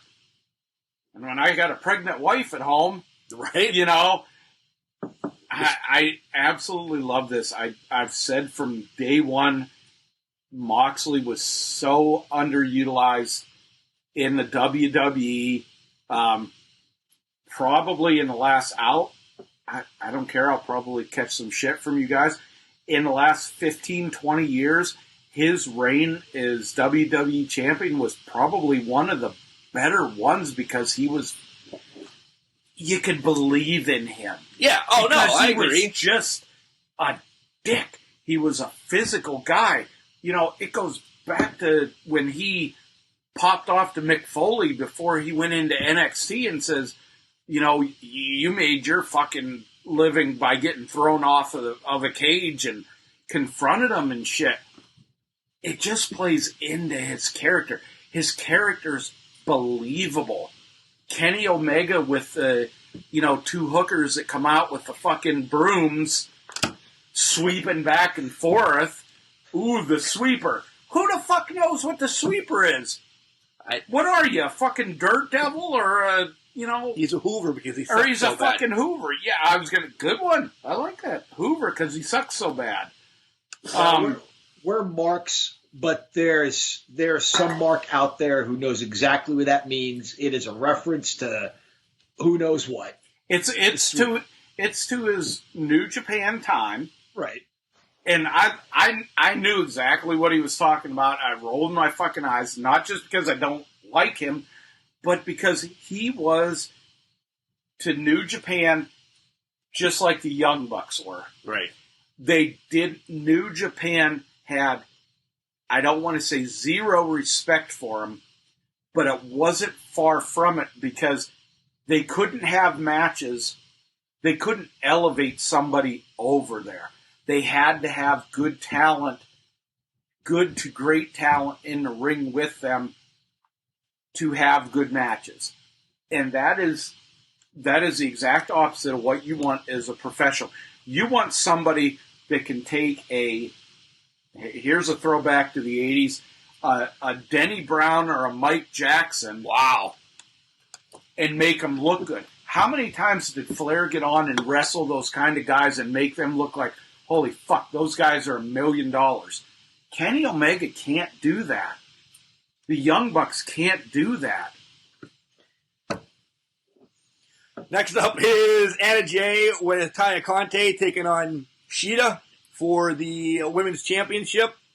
All right, whatever. But the story of this is actually what happened after. You're going to find out that Shida's next opponent is going to be Abaddon, the crazed Rosemary, Luna Vachon, Bray Wyatt, yeah, kind of like mixture going on. I've seen her in one match on a Dark that I watched one time, and I heard Dark was actually really good this week. We could touch Dark once in a while, but it's just it's a lot. Like they have like a shitload of fucking. They do like 20 matches now on Dark a week, but yeah. She's creepy as hell. She is creepy as hell. When she come out and licked that belt, I was like, COVID! That was the first thing I was fucking thinking. Honestly, it was like, they're gonna have to fucking sterilize and microwave and fucking everything. You can't that put belt. metal in the microwave, Chad. Well, they'll do. They're wrestling. They can do what they want. All right. What'd you think of the match? I thoroughly enjoyed it. Earlier I mentioned Silver, and I said he did some great work in this women's match later. He was not really talking to Anna Jay from the entryway, but communicating to her with like hand signals and stuff. You just saw that there was a game plan on their two faces. Like whatever he was trying to convey to her, she understood. Like the way they locked eyes and nodded, like, I got this. I'm going to win this match and become champion. Our game plan is going to work. Before these women, before the bell rang, let alone before they locked up, you're invested. You know, the cameraman caught Silver and everybody else up there, and they caught Anna Jay understanding his message, and you're like, all right, they have a game plan. Let me at least look to see if it works out in this match. Yeah, I like the match. Yeah, great match. Like John's saying, she understood, but she wasn't distracted by them being there. She didn't keep looking back like, coaching. She knew they were there. To me, Shida is the best women's wrestler in the business right now. She can have a great match she showed it with anybody on there. Yeah. Her expressions, that knee at the end is amazing. Looked fucking brutal. Another great match. I thought at one point that, Anna Jay, it would have been a shock, was going to somehow win. I really did. I'm like, my God, they're going to take this title off of Shida on TV. Holy hell. And, just like John said, and you said, just the game plan was so close to working. But, yeah. What the fuck was Matt Hardy saying? I don't know. Is he back to being a lunatic again? Is it a bit of a heel turn, maybe? There seemed to be some arrogance there. I don't know. Chad doesn't know. We're out. Yeah, I didn't know what the hell. I was like, I'm looking at him and I'm like, I haven't been drinking tonight and I still don't know what the fuck he's talking about. Yeah, no clue. No. Somebody knows. Send us an email at cancrusher69@gmail.com so we can figure this shit out. I legit don't know what he said. No clue. Let's not forget Ty Conti was out there for this match too. Yeah. And I understood a little bit more of what was going on with her. She seemed a little less hesitant to hand the chair over to Anna Jay. You could still tell she doesn't want to cheat, but she gets sucked in. The other thing I want to mention about her is she's also a blue belt, is what they said. She's got a black belt in judo, but a blue belt in jiu-jitsu. All my challenges to Jimmy Nuts have gone unanswered, so I'll challenge her. Intergender now, huh? Yeah, Ty Conti. We're similarly ranked. Well, let's figure this out. Let's settle this. Okay. Speaking of intergender matches, Jock Sampson fat bastard still hasn't answered mine. So, there. I really enjoyed, briefly, the Team Taz talk to Cody. Ricky Starks' golden tongue. Man, I love Ricky Starks. That's a great faction. We've said it before. It's kind of a mishmash of guys, but in some strange way, they all go together.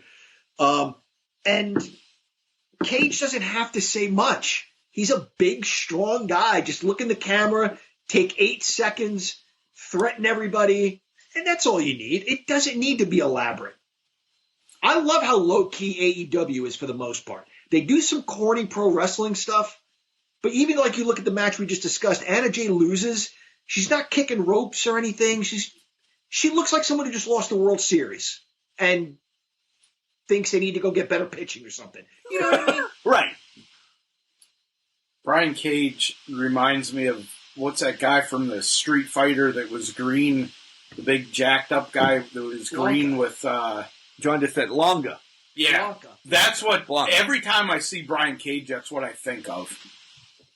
He's from Brazil, Blanca. I wonder if Ty Conti knew Blanca. Trained in Brazil. Trains with them. Maybe, yeah. They're both martial arts, I'm sure, yeah. Right. Butcher and Blade against Pac and Phoenix, and I was watching it live. This is actually where I fell asleep, so I don't know what happened in this match. Well, who do you think won? Pac and Phoenix. Yeah. But did anything happen afterward? Did Eddie come out? Did any, whatever? Nothing? Not that I remember. So it was just a normal match? It wasn't... Yeah, I thought this would have been better served earlier in the show for what we got out of it. Yeah. Yeah. The bunny is, she's something to look at. She's gorgeous. Meet her in person, she's even better. I'm going to hand it over to both of you guys for NXT. I can chime in. We'll wrap up NXT pretty quickly, huh? Well, Kingston did do something, though, right, Chad? There was like an attack with a chair or something? John, I honestly cannot remember. There was a DDT. I'm trying to remember. He DDT'd somebody like 2 or 3 times on a chair. Okay. Overall, AEW, good. We enjoyed it. Yeah, it was a fine show. Yeah. I think he hit Pac. I think he hit Pac with a DDT on the chair. Sorry, go ahead. Okay. You want to do NXT quickly? Again? Sure. All right. Go ahead. Okay, so it kicks off with Ember Moon versus Candice LeRae. Chad, anything? You might be the only NXTer here. No, the continual burial of Ember Moon. Not that I'm a big fan of hers, but surprised to see her take this loss. Especially with the big return. But the bigger story out of this was they were beating up on Ember Moon. She rolled out of the ring. And then Mark's honey from NXT comes down. Fuck yeah, let's go in and... Do you not know about this? No, I don't. All right, listen up then. Go ahead, Chad. She's like, Ember Moon rolls out. She's like, no, it ain't going to happen. And then Mark's honey comes out and like, fuck yeah, let's go in. Me and you. They're beating their boobs and everything else and going to jump into the ring. And Ember Moon goes to jump into the ring. And Toni Storm grabs her, brings her out, and just beats her ass.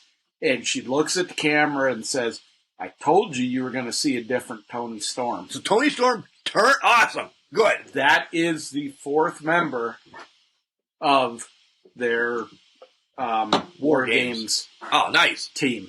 Nice. Don't you think I know it's been almost a year, not quite a year, but we saw this out of Dakota Kai. We need some good guys, don't we? Nah. No, it's much hotter when they're bitches. I've always thought Toni Storm had that little bit of edge. You know, she's a rocker, punker, thing like that. I think she serves well as more of a heel than, you know, same thing as Chad said earlier, kissing babies and waving bubbles all over the place. She had sort of a disturbing laugh during this, too, while they were beating on Ember Moon. So it'll be interesting to see where she takes this character. She's almost like demented or demonic or something. There's something going on beneath the surface with Toni Storm. We get the what the hell are they called? The Undisputed Era. Thank you. We get Undisputed Era coming out. Oh, this is enthralling. Okay, go ahead. Yeah, they cut a promo on McAfee, Pete Dunne, etc. Kyle O'Reilly says, "Guys, I need this opportunity to fight Pete Dunne. Let me fight Pete Dunne." And all the guys are like, "Yeah, you got it. You want to fight Pete Dunne? You fight him." So for later in the show, we're going to see Kyle O'Reilly versus Pete Dunne in a ladder match. I do know this. Yeah, and it was a pretty straightforward promo. Unless there's anything you guys want to add to that. Yeah, it was just that match is going to be for who gets the advantage in the War Games match. Yep, I did see that. Yeah. Spoiler, I don't think there's ever been a War Game since the very first one where the bad guys didn't have the advantage. Right. Ever. It doesn't make sense. Yeah. In that type of match, it doesn't make sense for the good guys to have the advantage. Absolutely. Going into a match like that. Even in the first one, it didn't happen because Dusty and... Yeah, that's what he's saying. Since the first one, yeah. Yeah, there hasn't ever been one. Yeah. That'd be curious. I'd have to look in that one. Yeah. No, Dusty started with Arn, and then I'm almost positive Luger was next in or Flair was next in, but no, they've never had the advantage. You'd think once, though. God damn it, the coin would land on tails. Just once. Right? No. Now there's War Game matches every year, right. But there weren't for a long time. So you take that span of coin flips and, maybe they were just joking around in the back and called it, "Hey, man, let's pretend we're doing this." And they won the pretend one, but when it gets down to it, yeah. Now, are you guys, question for both of you, it's a gimmick match for a gimmick match.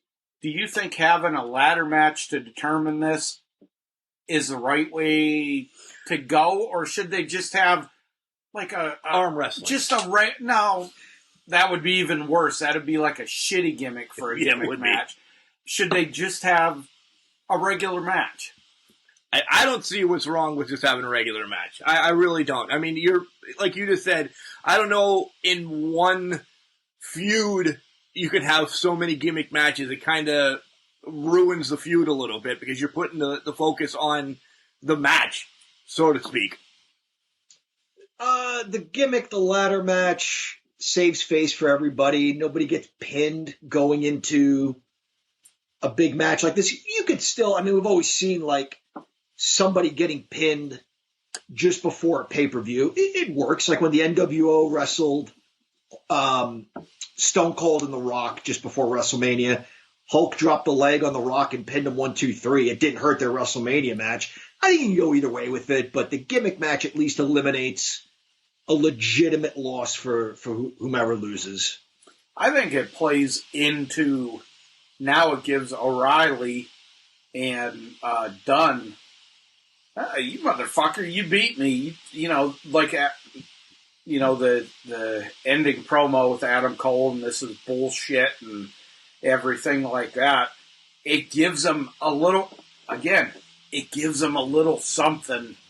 Fucking, he screwed me over. So, what's O'Reilly going to do? Is O'Reilly going to say, Dunne, I want your fucking ass in this cage first? Yeah. All right. Up next, we have Timothy Thatcher versus Kushida. This match is everything you would expect it to be. Tommaso Ciampa pulls up a seat to watch the match from ringside. Good wrestling, hard-hitting, very physical, good mat wrestling. I just want to say this to Timothy Thatcher. He had Kushida in sort of a Kimura with Kushida on his back. Kushida did like a sit-up into it to relieve the pressure, which is the right thing to do. Timothy Thatcher, if you're listening, what you want to do in that situation is kind of go to a north-south position, get your leg that's closer to his head and wrap it around his head, hook his head, lock him in place, and you'll get the tap. You're a blue belt. You're not a trainer. Keep your challenges where they need to be. Timothy Thatcher would rip you a new asshole. Yeah, but I'm just saying in that situation, that's what he should have done. I've used that to get a submission. Oh, all of a sudden. We're gonna have to change you from the English professor to the grappler pretty soon or something. Guess, yeah. No, these guys were doing things that, holy cow, were mind blowing. The technical wrestling, the hold for hold. the sit outs, the reversals. This was everything you would expect. Ciampa doesn't really get involved. He just kind of like picks up his chair and slams it, and it's enough to get Thatcher's attention to cost him the match. They're pushing when Finn can come back. Sheeta's getting Kushida. I know I like cutting letters off names instead of taking first names away. But Kushida is going to be the one who takes on Finn once Finn returns, I think. Well, I don't know which way to go with it because you have Ciampa out there in Kushida. Right. I mean, that's going to happen first. Are they going to I go that way? Who are they going to bring Finn back for? I think it's going to come out of TakeOver. Oh, I do too. Who, there's going to be something there once, Finn's cleared for in-ring action and that. Right. Next, a tap out here. I say like there's almost nothing you can do to hurt Thatcher. Had there been a running knee strike or even a roll-up, maybe not a roll-up, but something that would have knocked him out for the pin, but to get the submission, I think that does hurt him. To get the tap out does hurt him a little bit. Yeah, especially with his story. Yeah. Yeah. Yeah, I was surprised on the tap out. I would have thought maybe a passing out or another, The passing out doesn't hurt him. I don't think the passing out hurts him because a fucked up referee decision or stupid count or something like that. It's not like they're not famous for that lately. What? Go ahead. What's next? Leon Ruff is a guest on the Kevin Owens show. I hate this fucking guy. I'm sorry. I can't stand him. I try not to use that word, but when I do, I try to make it count. If that tells you how much I can't stand this guy. And, they played it up that he's not very experienced in the wrestling business. So he mentions Gargano's name. And Kevin Owens says, look, I've been around a long time. When you mention someone's name, they're going to come out. And boom, Gargano comes out. Then he mentions Damian Priest. He's like, well, if you haven't learned the first time, now Priest is going to come out. He comes out. And they talk about, hey, Priest says, didn't you say you were going to take us both on at the same time? And then Kevin Owens makes a joke about Doom's manager. What the hell is his name? Teddy Long. Teddy Long. We don't have somebody like Teddy Long here. But then Lord William Regal comes out and says, well, we're going to make the triple threat match. And then he says, playa, and walks out, which is kind of funny. William Regal's very cool. Yeah. And that's going to be a takeover as well, right? Yep. All right. Next.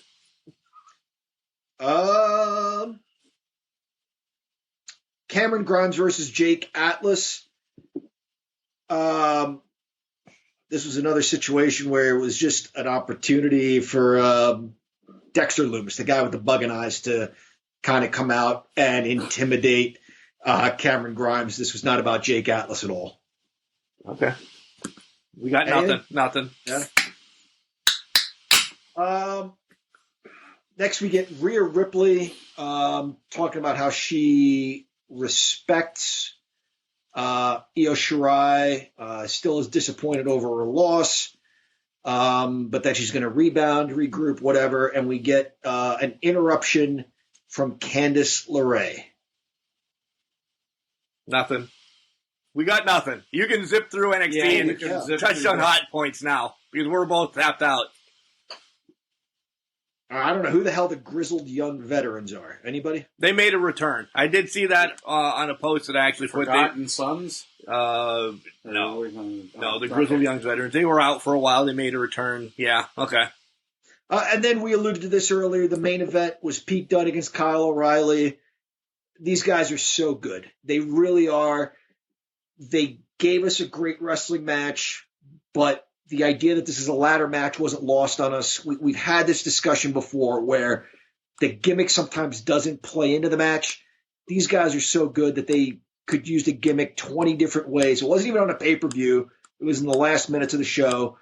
And they're still able to give us as much as humanly possible in that amount of time. Just very good stuff by two real pros. And, of course, we find out, as usual, it's the heels that are going to have the man advantage come. What? Shocking. So, an okay week in wrestling, right? I mean, nothing that we're clamoring about, but an okay week. Yeah, absolutely. There was some good stuff. Nothing great, but some good stuff. Yeah, it's kind of hard at this time of the year, regardless of The year Corona itself. shit and the year itself. This time of the year, they're just kind of coasting, getting ready for the December closeout shows, resetting in, January, February timeframe, stuff like that. But this was an all right week. There's been times where this portion, I've only had one. This portion of the year has just been, people can just take off. Legit, like fans can take off and catch back up at Royal Rumble. So, Yep. yeah. Yep. So, all right, when we come back, we're going to have John's new segment, but it's not John's turn this week, as Chad will give us a name that we're going to talk well about, some news, and then I'm going to push you guys to buy something this weekend so you can enjoy some wrestling Saturday night. So we'll be right back. Hi, this is Julia Lynn, aka The Dime Piece, and you're currently listening to the Can Crushers podcast. I guess you should pay attention because, they asked me to be a part of it. Welcome back, Can Crusher Nations. You have the Glorious Guru. You have the Mark. What are we going to talk about next? You forgot about somebody. I didn't forget about him. He's eating 2 plates of pasta in front of us. He doesn't mention us. His contract's up at the end of the year as far as I'm concerned. Oh, wow. Touche, Chad. Touche. Wow. As Mark would say. We have some grief here going on. We have the professor, Yeah. John, in the library. The library. The cafeteria, apparently, tonight. Yeah, evidently. Red wine, custom dishes, little French maid outfit on his server. I don't know what the hell's going on back there. The last thing it always turns into a shit show, and I haven't drank, so now I know where you guys usually are with me. He is drinking. I told you guys I'm going to push you to buy something this week. IWC's third annual Pittsburgh Classic is Saturday night. Head over to the IWC network, and you can buy just the show. I believe it's $15, or you can subscribe for the monthly thing so you can watch all the stuff IWC has had for years and years and years. You can see youngsters from here on out, this, that, and the other. Of course, we'll cover it at some point. They're taking a hit as they only are allowed 10% of the fans there. So I feel for IWC. I really do. And that's why, again, I always give them another plug. We always give them plugs. But if you want some wrestling Saturday night, head to the IWC network and watch the show. The Pittsburgh Classic's always been a good one. It's only its third year, but they put on some great shit. They all lay it out for a while at this Classic. Yeah, nothing but great wrestling matches for the Pittsburgh Classic. Like you said, Mark, they really bring out the heavy hitters for this one. Yeah. A lot of what I like about it is that they're bringing in the younger talent. They're not letting Jockstrap Sampson, push his, whatever the hell they Tom call Wolf ways. Right. What do they call themselves? The Regulators. Yep. I think of X-Lax when I think of Regulators or whatever. But anyway, they're not letting him push this. They're pushing the younger talent, the future wrestling, and this is a good card for them. It really is. It really is. Like I said, we'll cover it and we'll talk about it. But IWCnetwork.com, sign up however you want. I just tell you to spend $10 a month so you can go back and you can watch. We'll run some names. Wardlow, Britt, Colt Cabana's been there, CM Punk, legends. You have Tracy Smothers that just passed away, Vinny. AJ Styles, Vinny's in it. Vinny punches Jack Pollock. You'll see us on there a lot. Elias, yeah, a lot of stars. And then you see the Night of Superstars that Piper, Flair, Snuka has been. Guys, if you're a pure wrestling fan, buy this one and just watch their whole archive of stuff. All right, so let's do the news. What kind of news do you have there? Not a lot happened. Yeah, there's a lot going on. We mentioned earlier British Bulldog's 58th birthday. Happy birthday to him. Can't believe he's been gone as long as he has. I know. Looking back now, you're holy moly. There's not a lot going on news-wise. Today is John, you're probably going to crucify me on this, 35th anniversary of Night of Skywalkers. Wow. Yeah, that sounds right. Yeah. And oh my God, what a loaded card that was. Broadcast from two, and I didn't realize this. It was broadcast from two locations. Famous matches, Magna TA and Tully Blanchard in the I Quit match. Rock and Roll Express versus Ivan and Nikita Koloff in a steel cage match for the tag titles.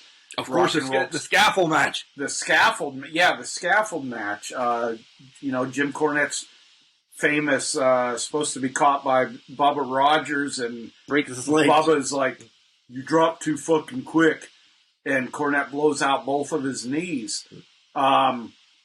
Manny Fernandez and Abdullah the Butcher in sombrero match or something. Sombrero on a pole. How the fuck was Abdullah the Butcher going to climb the corner to get up there? There you go. But we believed it.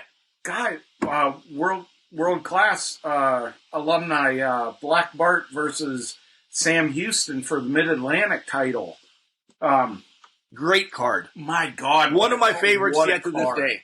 We covered that one. Didn't we cover that We one did. at one point? Of course we did. But I'm just saying, we just like to bring it back. It was one of my favorite cards, and it's Thanksgiving time. Something with that match I read today, or with that card I read today, and I did not realize it. Dusty Rhodes wrestled Ric Flair for the NWA title and beat him for the title at the card.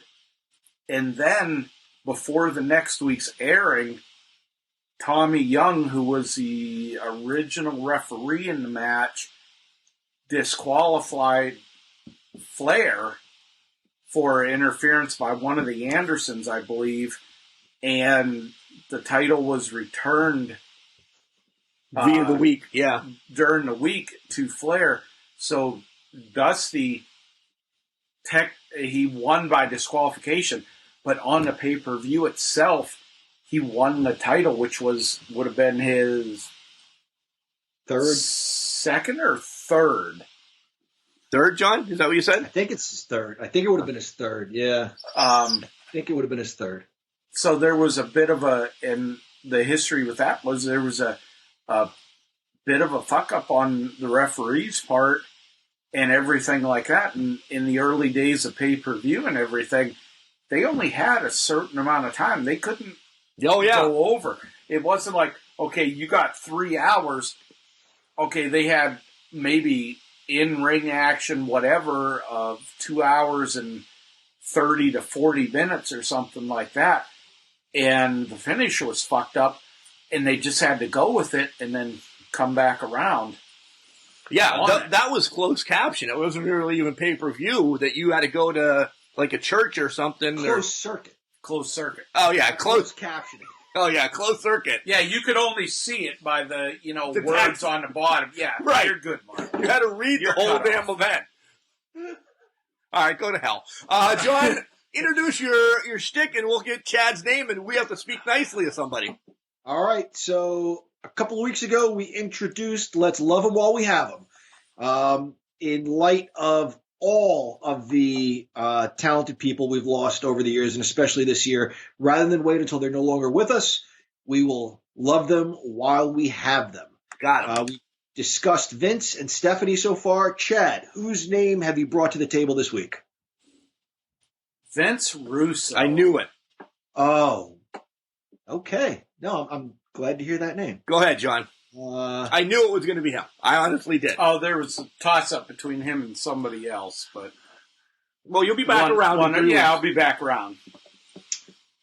Vince Russo was a writer for the WWF during some of its biggest success, maybe its biggest success ever. Whether he was an integral part of that or not, he was there for it. He was, Jim Cornette maybe made fun of him and said he was a little too excitable, but The guy, loved what he was doing. And to his credit, despite all the horrible names thrown at him, he has tried to look the other way. He has tried to bury the hatchet. He's tried to be the better man in this situation. So even if he didn't like what he booked, he tried to walk away from a years-long feud, which is commendable. That is about all I have. I don't have much. I will say it was the writing that we will remember from Russo prior to everything that's come out after. So we won't talk about that. Some of the hottest stuff, some of the hottest stars were helped at least by Russo's writing and what he did for the business then.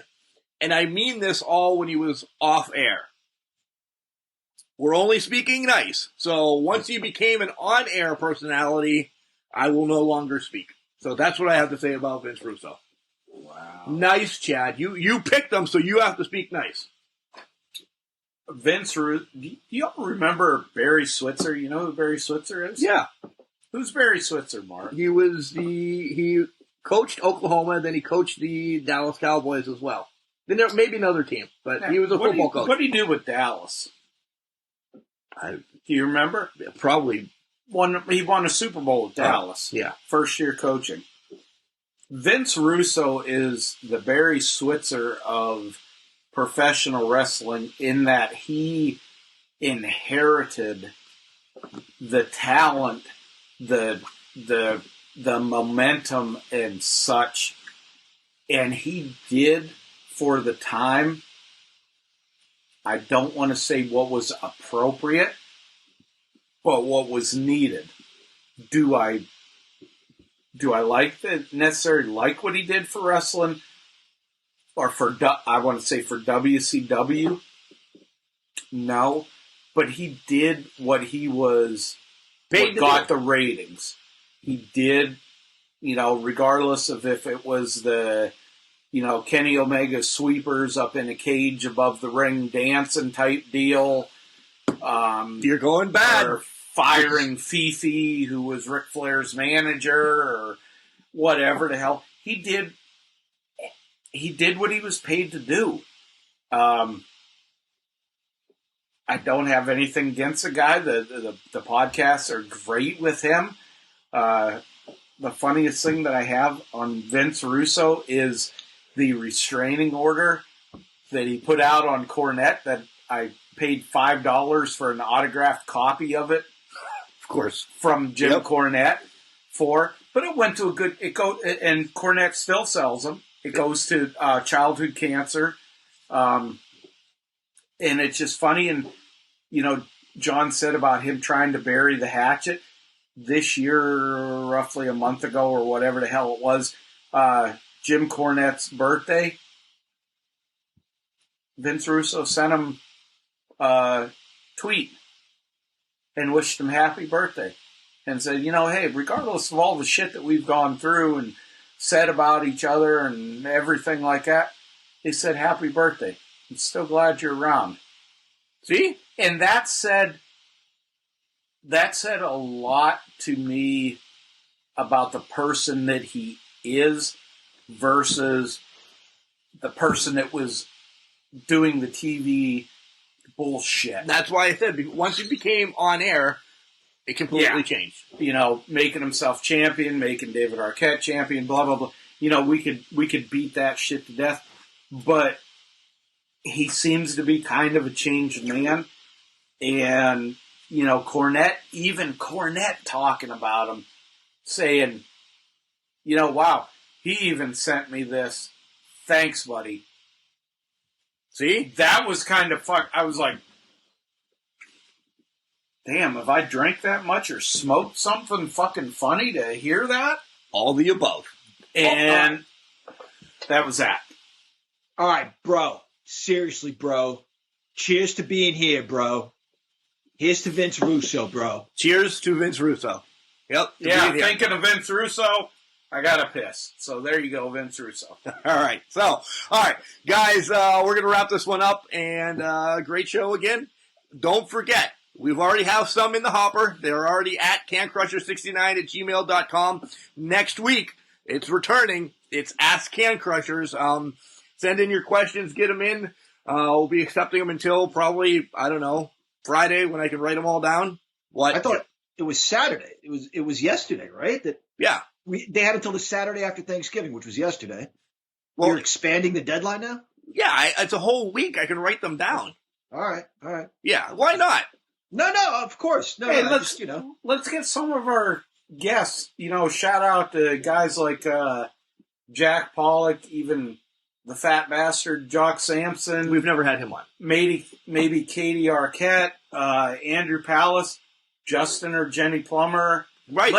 Hey guys, send us some questions. Yeah. Even if it's about yourself. Hey, we have no problem telling you. Jackson Argos always came up with a good ones. He sent some in. He's like, book. Who's that? Jackson. Yeah, he hasn't been around anymore. I don't know where he is. Oh. But he, the one time he had us book IWC against against the Legends. So yeah, we did that. That was fun. So anything you guys can think of, send in wrestling related questions. We'll answer them. We love the show. We will really go through next week's wrestling rather quickly. I don't see AEW is going to be loaded. That's going to be a good show. NXT is the go-home show for TakeOver, I believe. So it'll be okay. But Raw and SmackDown, we could probably cover in 5 minutes, boys, don't you think? Yeah. Have I got a good question for you guys, too? I can't wait. Oh, there you go. You can find us on Stitcher, iHeartRadio, Google Podcasts, Ask Alexa to play, Can Crushers, all the huge podcasting sites. We're out there, continuing to grow listeners every week, guys. Thank you. We had a lot of new members joining Can Crusher Nation this week. Thank you. It's huge. A lot of people from town, my God, I should drink more on the show because I can talk better. A lot of people from Texas jumped on board with Can Crushers this week, so pretty pumped up. Hey, MJF, you're out there. If you hear us or somebody hears you, he's reviewing, if you watch his Twitter feed, he's reviewing shows that review his wrestling shows. There you go. Hey. Chime in, you. Chris Jericho, was he liking some Instagram posts this week from Can Crushers? Yeah. So. We're so over you guys. We are. We really are. They love us. Yep. So, just remember. Just because you're trash, it doesn't mean you can't do great things. Called a garbage can, not a garbage cannot. 5, and he's drunk.